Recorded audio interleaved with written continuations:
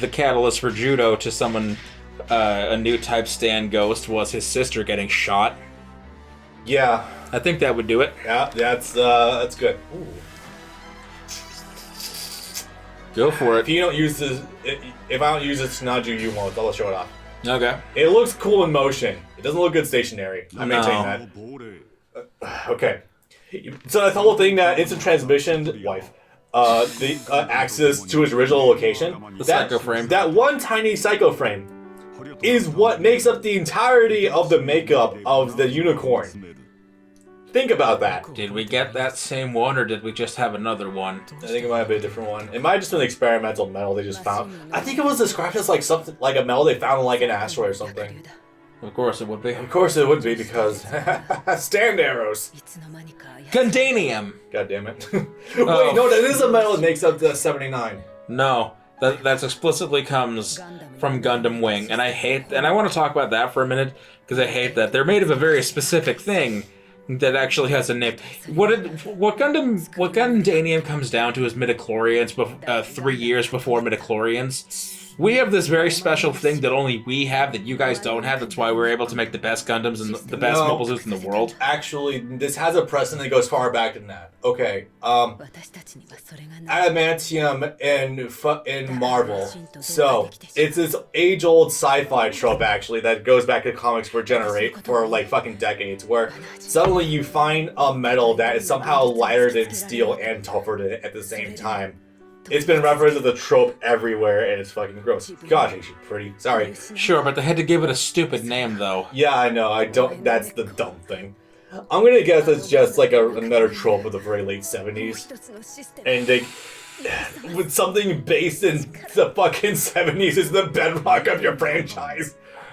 Just make a new series, guys. Come on. You didn't need to tell us what it's made of. Nope. You just need to say that, oh, it's a special, it's a suit made from materials that we can only get in the colony. You didn't need to go into details. You know what? You don't need to tell people what the Force is. You know what's something that drives cells. That's something that drives Taylor up the fucking wall too.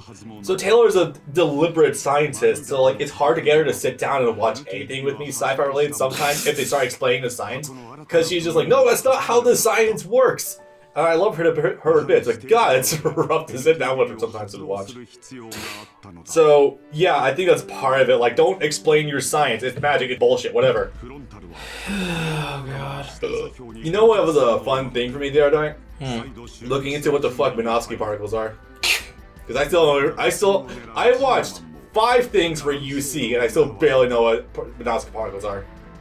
Apparently there's something created by an engine, and the Gundam Wiki lists like an actual fucking like equation they found for, like some Jew came up with in order to create them.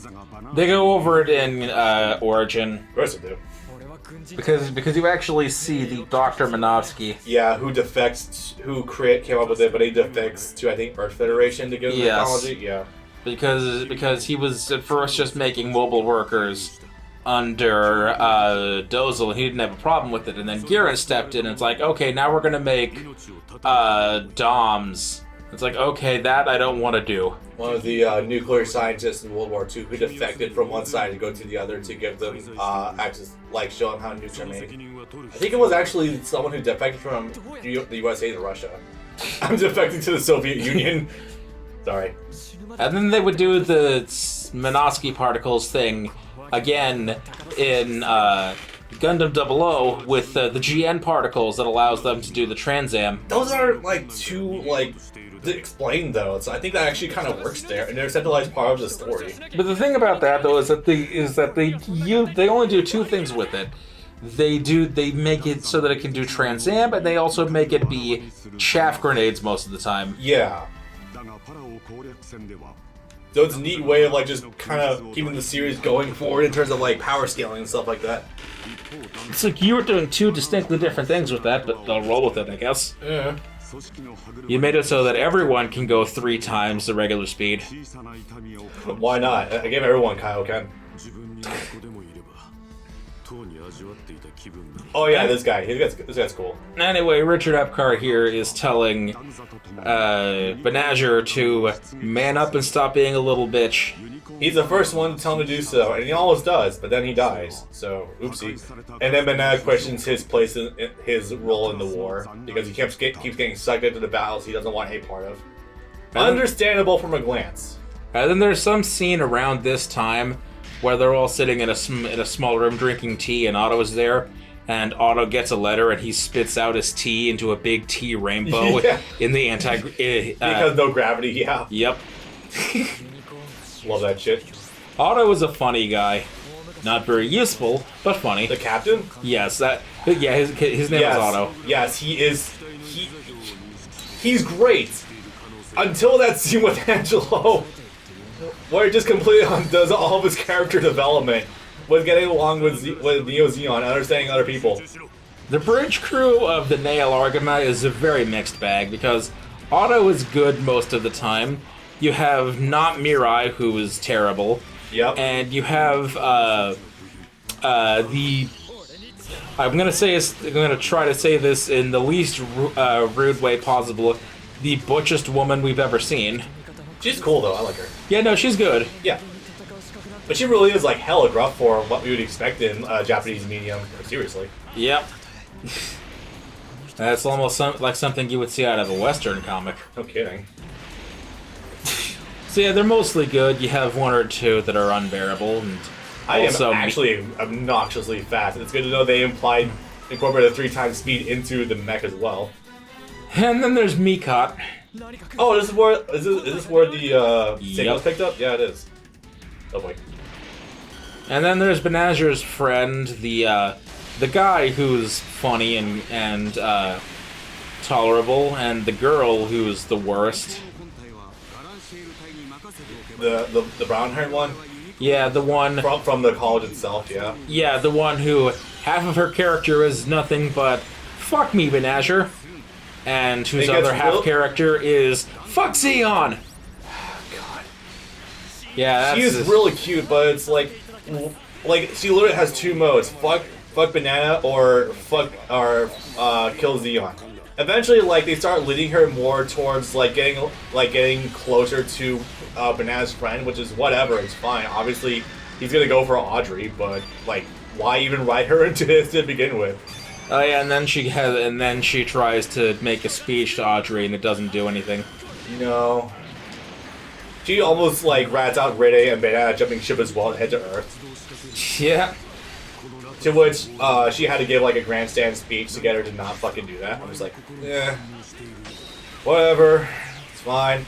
I mean, Michelle Ruff's character, the other Not Mirai. The Not Mirai is also biased heavily into Earth Federation's propaganda of all Zeon is terrorism. Especially post-Axis shock, that's something I would actually expect the Federation government to do. Yeah. As well as to their military. Because if you think that especially at this point in time, the Federation isn't conditioning their soldiers, isn't subliminal messaging or whatever to them. Yeah.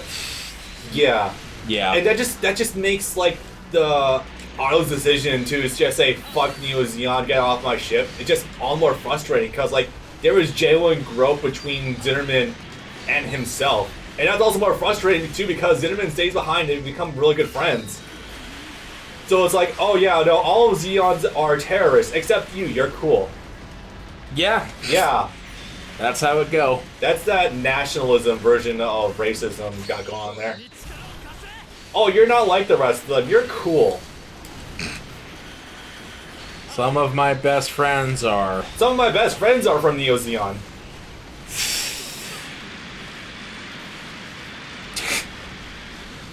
Despite having just spent so long through Banana and Maneva, learning that no, some Neo Zeon are cool, so maybe we should question how many others are possibly able to be talked to. Maybe? No? Okay, fuck me. Yeah. That's why I'm very frustrated at that scene. It just completely subterfuges all the character development they had going for them.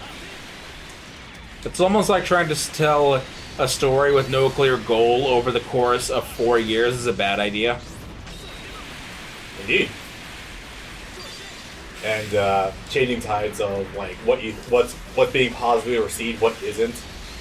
Maybe you also shouldn't only get your feedback from the Japanese audience. I'm just saying. The West doesn't buy Gundam. The West doesn't watch Gundam when you put it on TV. Then again, when you put it on TV that only plays it 1 day a week and only at like 2 in the morning on a Monday. Oh, God.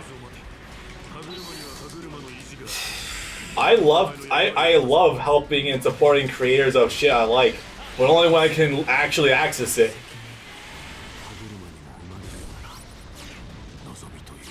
I really wish they've basically run out of modern Gundam to put on Toonami. At some point I wish they would circle around to some of the older stuff. And it's not impossible because with Wing! stuff... Yeah, actually. Give it a full second run. They won't stop fucking rewriting Cowboy Bebop or Ghost in the Shell, why not? You're right, actually. I was going to default to Kai or something, but to make a point of saying they're not afraid of displaying 4x3 content. Yeah. So, yeah, they could easily put on Wing or... You know what, honestly? You know what, no. Play 00. That's... 00, yeah. It's decidedly still modern. It's very pretty. It already has an existing dub. It would give some... Sidetrack this chat as fuck death. Yes. Fucking... Oh my god, it shows the damage this Tsunaji actually took from that rocket blast. Daguza is the alpha Chad. He dies well before his time. Oh, we kept that, how it just became like a... It was so hot, it became just a liquid splat on the wall. Is he gonna... I forget what he does. Did he freak the fuck out and just go NTD? He do. He has that new type rage. Yep. Clearly, that's what they're meant to be. You wouldn't like... What exactly empathic type is, by the way? Okay, I feel like we have at some point, maybe. It's the kind of new type that actually only exists in After War Gundam X, where in addition to reading people's minds, you can also feel all of their pain at the exact same time. Which is weird. You thought that was what regular new types were gonna do in general, but apparently there's like combat-oriented new types and like sensory-based new types.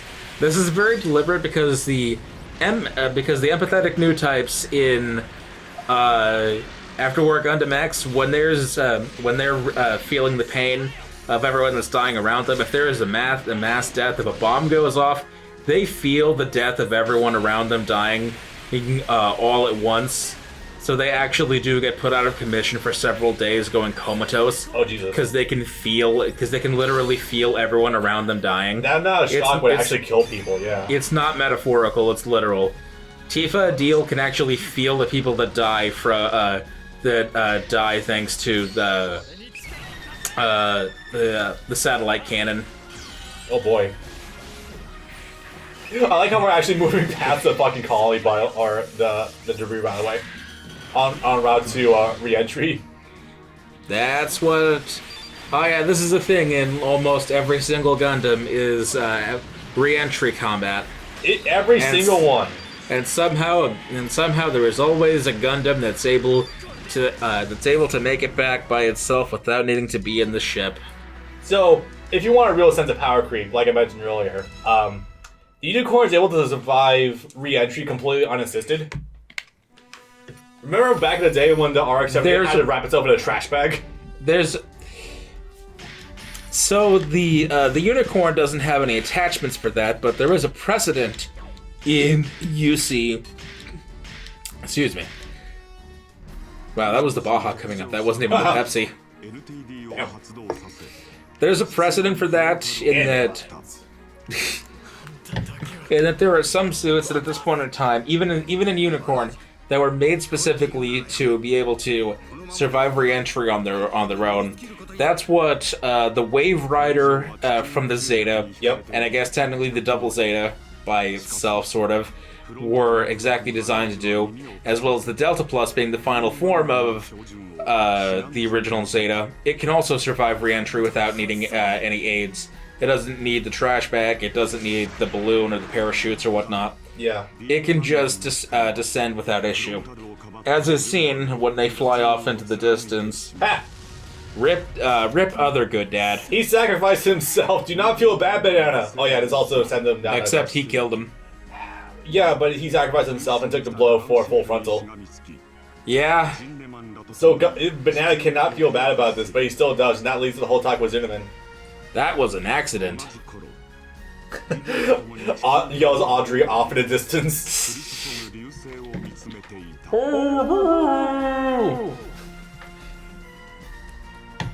And Renee's just standing there like, I sense a disturbance.